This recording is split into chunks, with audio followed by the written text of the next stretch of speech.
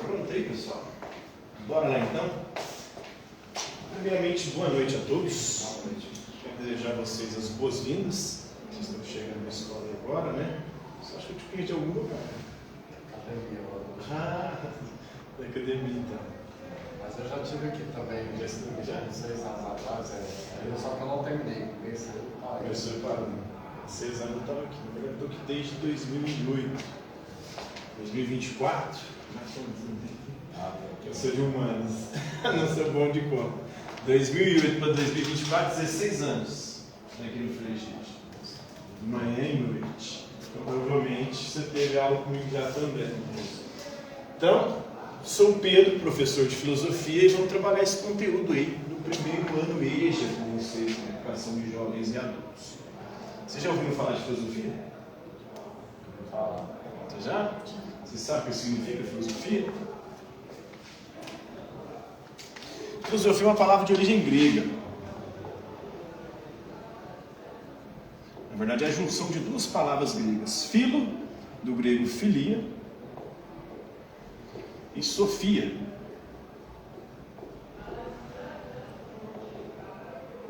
Philia em grego é amor, amizade. Sofia em grego é sabedoria. Então, filosofia é amor pela sabedoria. Amor pelo conhecimento, amizade pelo saber. E quem teria criado esse termo foi Pitágoras. Já ouviu falar de Pitágoras? Na matemática? O teorema de Pitágoras. O famoso teorema de Pitágoras. Pitágoras, além de matemático, era também filósofo. Ele acreditava que o princípio de todas as coisas eram os números. O universo ele funciona numa estrutura matemática e geométrica. Então, é uma tentativa de explicar as coisas usando a matemática e os números. A origem de todas as coisas a partir disso, usando a matemática e os números. Ele vai criar o termo filosofia para diferenciar o filósofo do sábio. O sábio é aquele que acha que sabe tudo. O filósofo, ele não acha que sabe tudo. Ele é alguém que ama o saber, o conhecimento e vive em busca de aprender sempre mais. O filósofo está sempre questionando. Ele não aceita as respostas prontas. Então, a gente vai ver que um filósofo realmente concorda com o outro ao longo da história. Algum filósofo tenta explicar alguma coisa, vem outro criticando aquela explicação e dando uma outra explicação diferente constantemente. A filosofia ela nasce justamente tentando dar uma explicação diferente para todas as coisas. Antes da filosofia, quem explicava tudo era a religião. E para a religião, o princípio de todas as coisas é o quê? Para as religiões. Qual que é o princípio e origem de tudo que existe? Deus ou os deuses, né? Os gregos eram politeístas, eles acreditavam em vários deuses. Por acreditar em vários deuses, eles achavam que cada deus era responsável por alguma coisa no universo. Tinha Zeus, que era do raio, tinha Gaia, que era da terra, Urano no céu, e assim sucessivamente, Poseidon dos mares. Agora, na perspectiva cristã, que é a predominante no Ocidente, que é onde a gente mora, para eles é um só Deus, o Criador de todas as coisas, né? Deus Pai, o Criador, que enviou o seu Filho, Jesus Cristo, o Redentor. A filosofia vai buscar respostas diferentes, não mais baseada na religião, não mais baseada nos mitos, não baseado mais na fé. A filosofia vai buscar na natureza essas coisas e tentar explicar isso de forma racional. O primeiro filósofo da história, segundo a tradição, é Tales de Mileto, que também era matemático, teorema de Tales também. Há uma relação íntima entre a matemática e a filosofia ao longo da história. Grandes matemáticos foram também filósofos, desde o mundo antigo até o mundo moderno e contemporâneo também. Então, Tales de Mileto, ele vai dizer que o princípio de todas as coisas não são os deuses, mas é a água. Por que ele diz que a água é o princípio de todas as coisas? É um elemento da natureza e uma resposta racional. Porque ele percebe que a água é um elemento fundamental para todos os seres. Sem água não tem vida. Apesar que descobriram recentemente, foi no Polo Sul, não sei se foi no Polo Sul ou no Polo Norte, uma bactéria, ou seja, um ser vivo, que não precisa de água nem de oxigênio. Alimenta de hidrogênio, mas um outro elemento lá. da tabela periódica que eu esqueci. Aí eles abriram uma possibilidade para que em outros planetas, onde não há água, não há oxigênio, possa ter também outros seres vivos que se desenvolveram a partir da alimentação de outros. Não precisa nem do Sol também, essas bactérias. Hidrogênio é um outro elemento lá. Então, mas voltando aqui para ele é a água, porque ele percebeu que a água é um elemento fundamental. Depois, o Anaxímenes, que foi discípulo dele, vai discordar. Anaximandro, na verdade.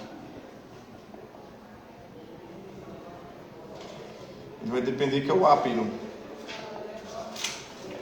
Em grego é não.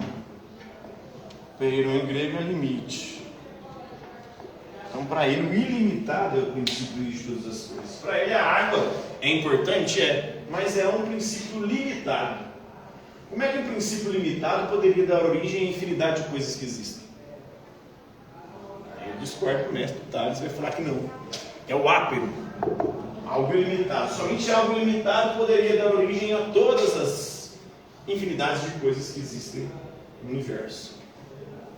Depois vem Anaxímenes, discípulo também de Anaximandro, e vai discordar do mestre. Para ele é o ar, e o ar é infinito. Então todos os seres vieram do ar. O ar que é infinito, o ar que é um elemento da natureza, mas é muito mais abundante que a água. Ele é o ápero, ele é ilimitado, infinito. E é o ar que deu origem a todas as coisas. O ar, quando ele se condensa, ele se transforma em terra, ou água. Quando ele se expande e dá origem ao fogo, que são os elementos da natureza ali, né? Então, Anaxímenes com seu ar infinito. E agora, hoje nós vamos falar também de Anaxágoras, outro filósofo dos inícios aí. Ele que veio de 500 a 428 a.C., portanto no século V a.C., e ele vai defender algumas teorias bem interessantes para aquela época, né? Que estamos falando aqui de mais ou menos 2.500 anos atrás. Não tinha ciência, não tinha nada do que a gente tem hoje. Então ele estava só usando a razão para tentar compreender. E ele vai defender o seguinte: existe uma pluralidade de substâncias. Tudo que existe veio de uma infinidade de substâncias que ele chama de homeomerias, ou sementes. Tudo que existe veio de sementes. Essas sementes deram origem a infinidade de coisas. As sementes são diferentes, porque tem sementes diferentes. Tem semente de planta, tem semente de animal, que é o sêmen do animal, é uma semente. Tem as nossas sementes, que também são o nosso sêmen, né? E também produz seres humanos. Então cada ser tem uma semente, que essa semente se desenvolve. Então todos os seres são compostos dessas sementes. Essas sementes que deram origem a eles. E são essas sementes que mantêm esses seres vivos. E para ele é um nous. O que é um nous? É uma mente, um intelecto.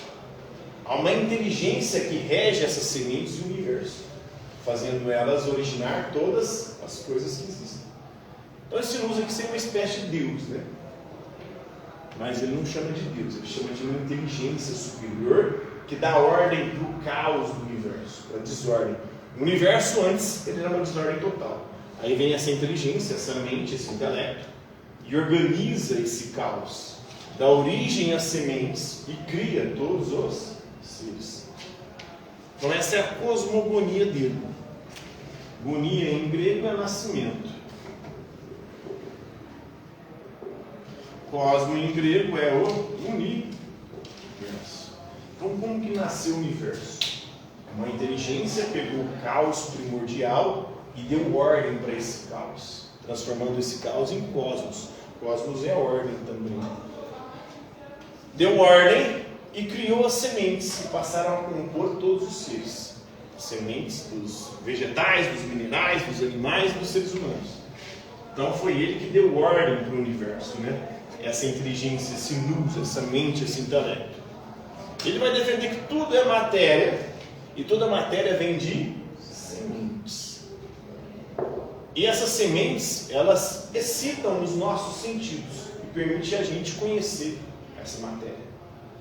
Então, tem sementes que afetam os nossos olhos.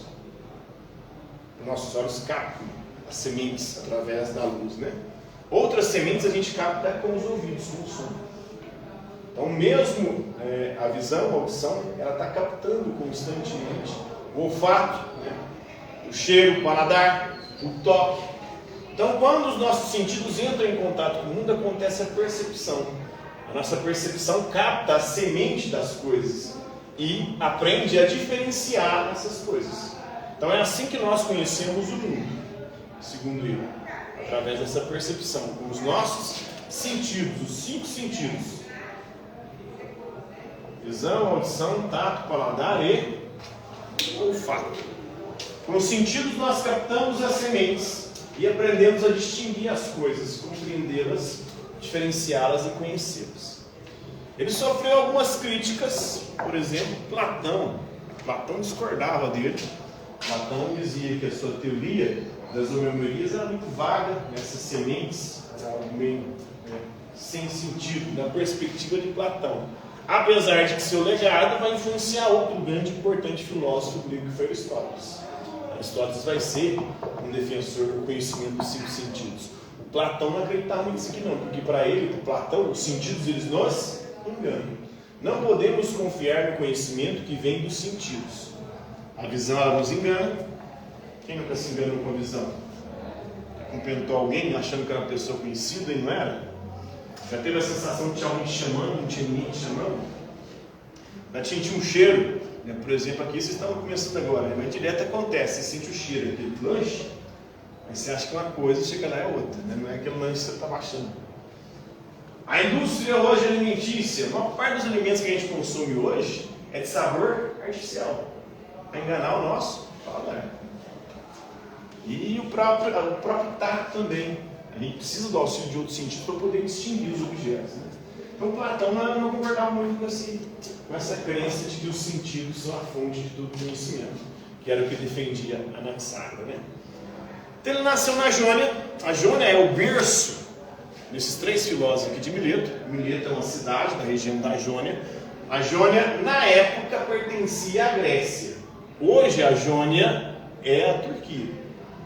Então a Turquia de hoje, na época, era a Grécia. Porque a Grécia envolvia uma ampla região, que ia da Turquia até a Itália. A Itália também era a Grécia. E no meio ali, o que hoje é a Grécia.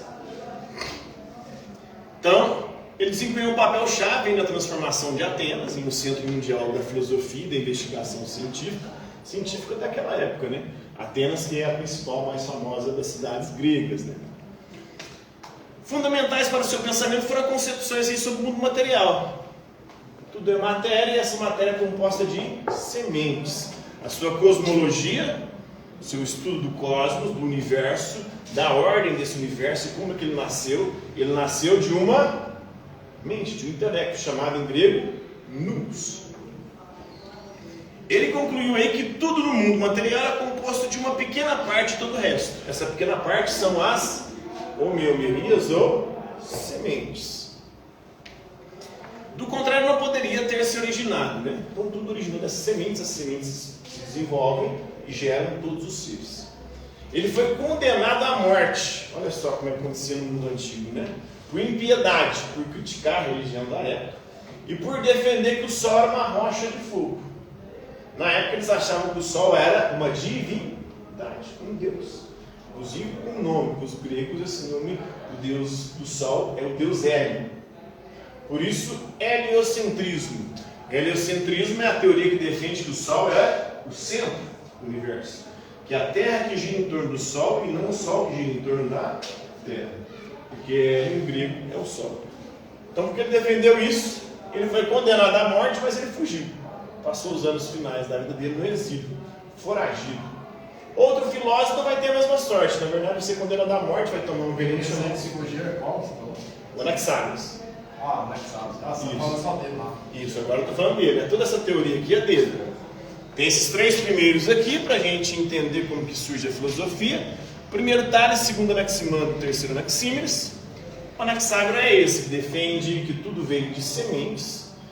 Aí ele discorda do Tales, que fala que é água, discorda do Anaximandro, que fala que é um átomo, discorda do Anaxímenes, que fala que é um ar infinito, né? Então ele foi condenado à morte e fugiu. Sócrates, que vem depois deles, vai ser condenado à morte e vai ter que tomar um veneno, e acaba morrendo, né? Ele não teve coragem de fugir, preferiu aceitar a sentença dele, a provar que aqueles que o condenaram à morte estavam errados. Então, esse é um pouquinho aí das origens do princípio da filosofia. Lembrando que pode para nós parecer hoje algo, ultrapassado, mas para aquela época era um grande avanço, tentando explicar as coisas de forma racional e natural, não mais apelando para o sobrenatural, para Deus, ou para a fé, ou para a religião, para os mitos, buscando agora explicar não pelo meio da fé, mas pelo meio da razão. Compreenderam aí? Tranquilo? Favorável? Então, a nossa primeira aula é isso aí. Alguma dúvida? Não? Não. Então é isso aí.